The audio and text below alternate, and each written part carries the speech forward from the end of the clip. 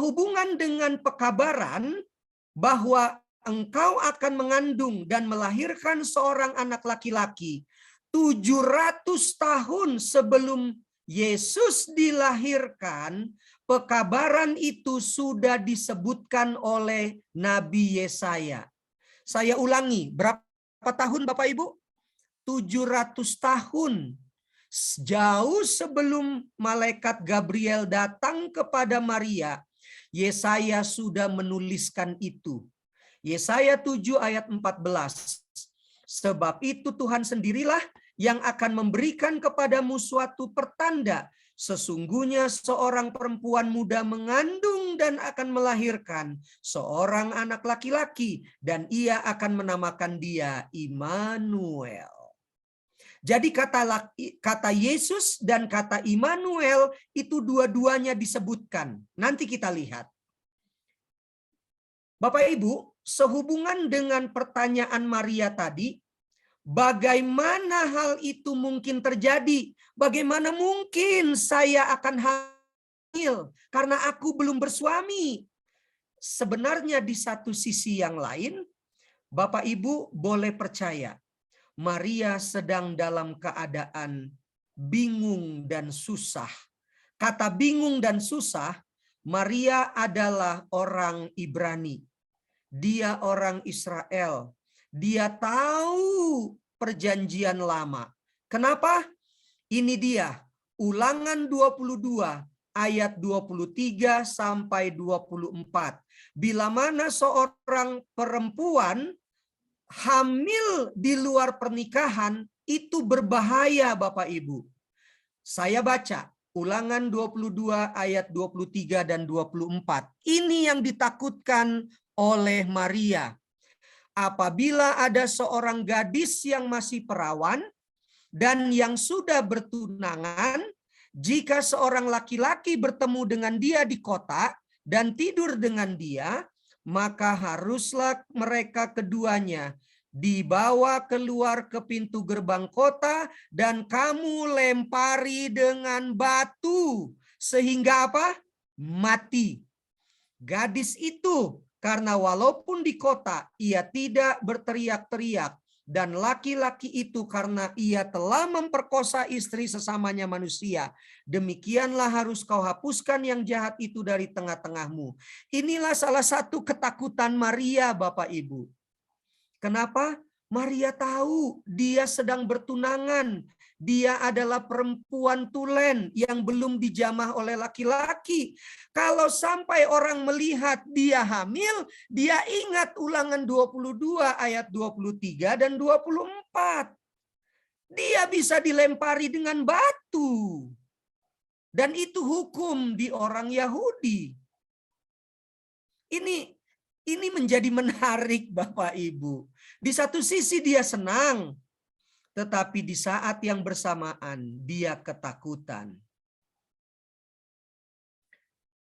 Lukas 1 ayat 39 sampai 40 dan ayat 56 mengatakan, beberapa waktu kemudian berangkatlah Maria dan langsung berjalan ke pegunungan menuju sebuah kota di Yehuda.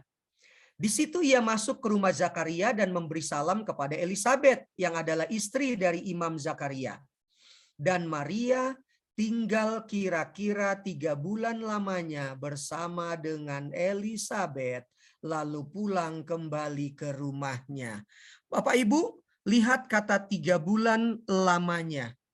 Kata 3 bulan mempunyai konsep Maria ketika dia mendengar bahwa dia akan mengandung, akan melahirkan anak Allah, maka dia pergi ke Elisabet. Berarti kalau dia 3 bulan di Elisabet, maka di bulan yang ketiga Elisabet sudah memasuki bulan yang ke-9. Betul ya? Sementara Maria sedang mengandung 3 bulan. Dan saya tidak pernah bertanya kepada Maria apa yang terjadi di ketiga bulan dia mengandung, apakah dia apa itu kalau perempuan yang sedang mengandung 3 bulan mual-mual itu apa namanya itu? Saya lupa itu. Apa itu namanya? Ngidam. Ngidam, iya ngidam, betul. Saya tidak tahu apakah Maria ngidam.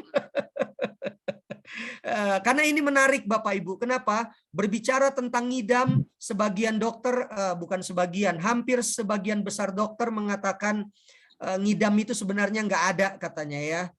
Saya pernah dengar itu dari hampir kebanyakan dokter. Ngidam itu nggak ada katanya. Walaupun jujur saya juga nggak ngerti karena saya bukan perempuan ya. Tapi itu menjadi menarik. Ya, itu menjadi menarik. Oke.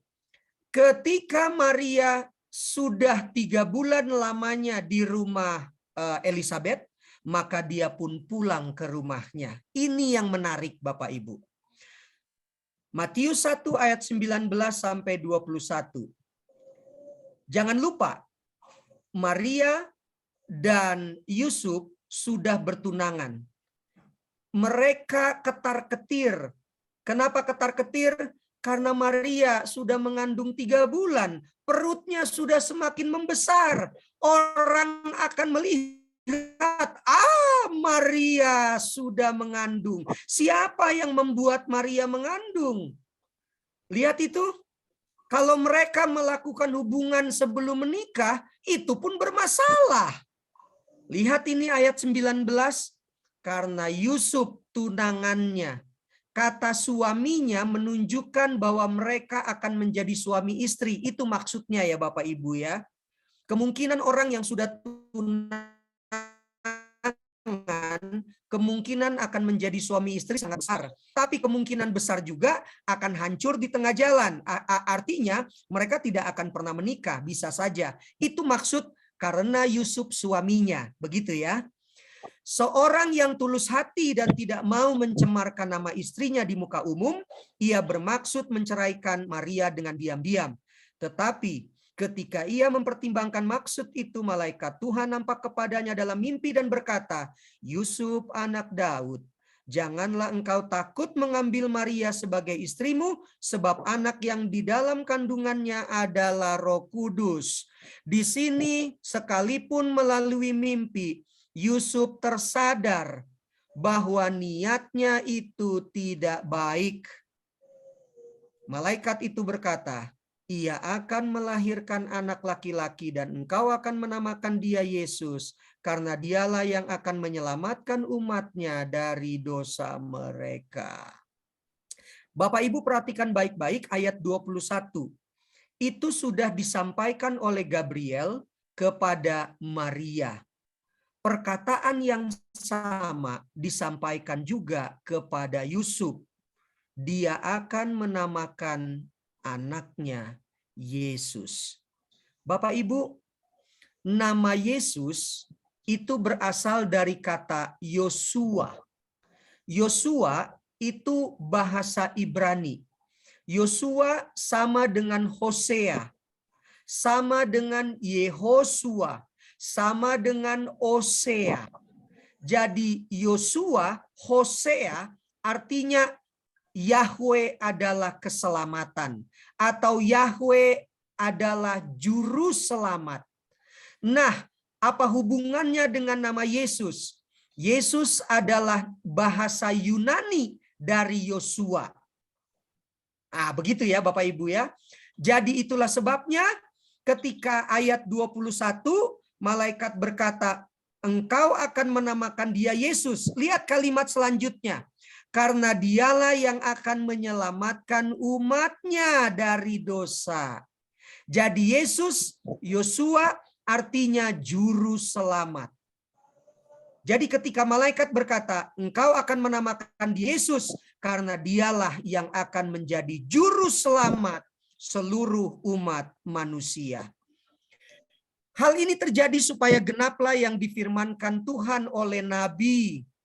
Sesungguhnya anak darah itu akan mengandung dan melahirkan seorang anak laki-laki dan mereka akan menamakan dia Immanuel. Bapak Ibu, inilah yang sudah disebutkan oleh Yesaya tadi.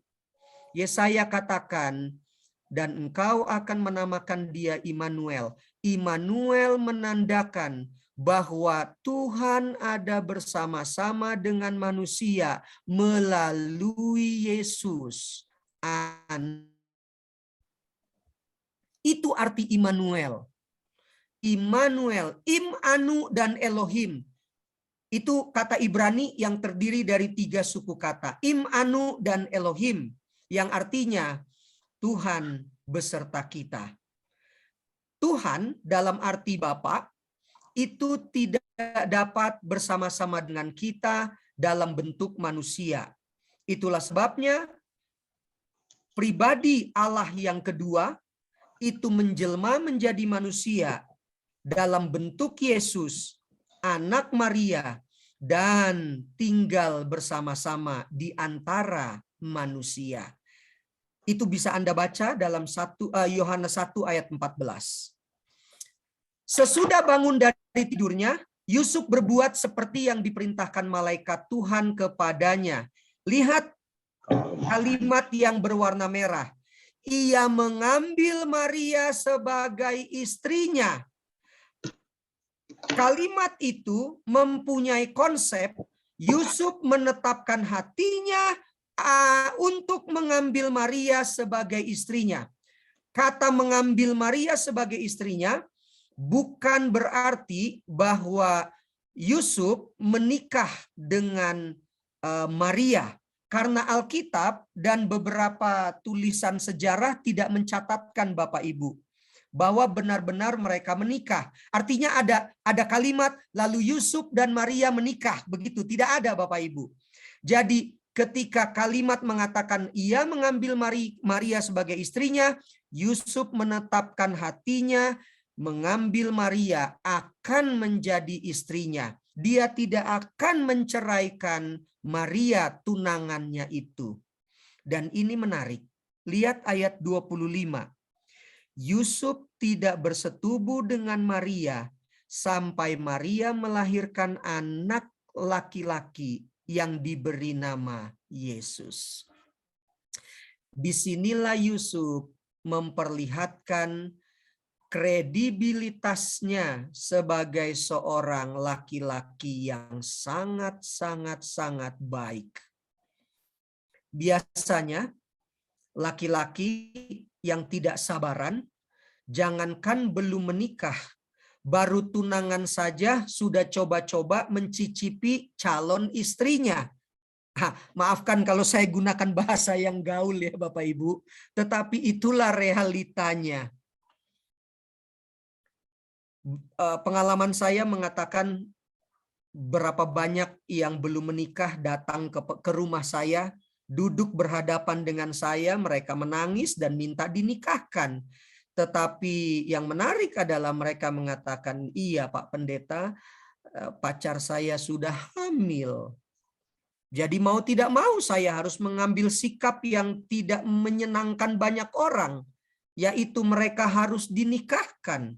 Mereka ditolak oleh jemaatnya, tapi saya katakan kalau jemaat tidak mau nikahkan, saya akan nikahkan mereka di kuburan atau di kolong jembatan. Karena jemaat tidak mau terima. Buat jemaat itu aib, tetapi saya katakan aib harus ditutupi dan satu-satunya untuk membuat mereka menjadi benar adalah dinikahkan, sekalipun berlatar belakang tidak menyenangkan. Itulah yang terjadi. Tetapi berbeda dengan Yusuf.